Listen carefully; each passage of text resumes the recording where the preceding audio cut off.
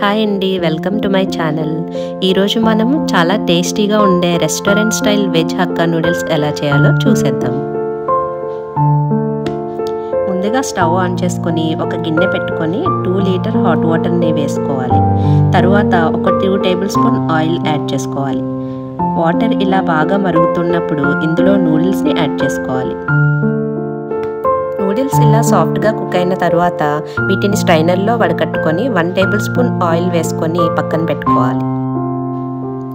Stove on చేసుకొని కడాయి పెట్టుకొని 2 table spoon oil వేసుకొని సన్నగా తరిగి పెట్టుకున్న 2 మిర్చి 2 ఆనియన్స్ వేసుకొని ఫ్రై చేసుకోవాలి.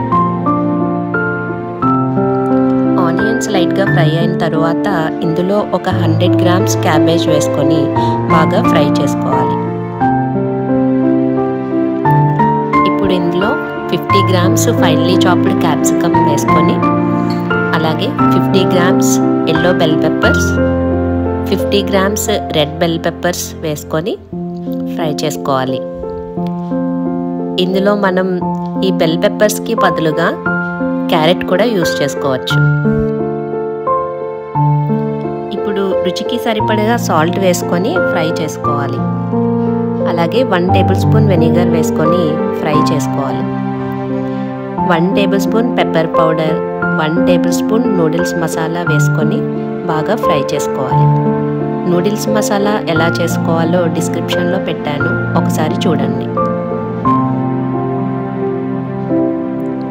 ఇప్పుడు ముందుగా బాయిల్ చేసి పెట్టుకున్న నూడిల్స్ని యాడ్ చేసుకోవాలి.